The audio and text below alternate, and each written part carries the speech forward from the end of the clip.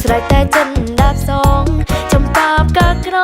ងចំសងជួបបងស្រីយកទៅថ្វាយព្រះសំសុខសួស្ដីដោយជាតិនិស័យកាជាកងភ្នំជាមួយគ្នា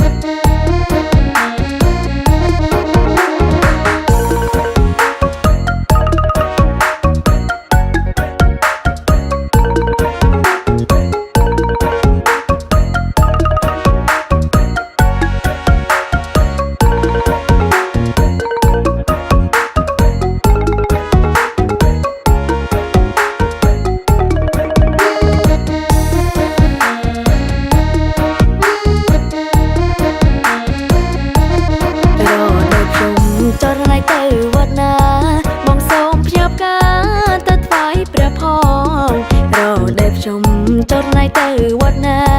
បងសូមផ្ញើផ្កាទៅថ្វាយព្រះផងជុំសក់ក្រហមអមចំប៉ាក្រងបងផ្ញើទៅផងថ្វាយព្រះនៅវត្ត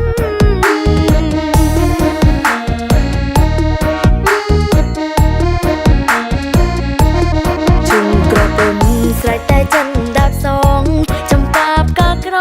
ងជុំសងជួបបងស្រីជុំក្រពុំស្រែកតែចិនដាបសងចំបាបកាក្រងចំសងជួបបងស្រីយកទៅថ្វាយព្រះសំសុខសួស្ដីដោយជាតិនិស័យកាជាកងភ្នំជាមួយគ្នា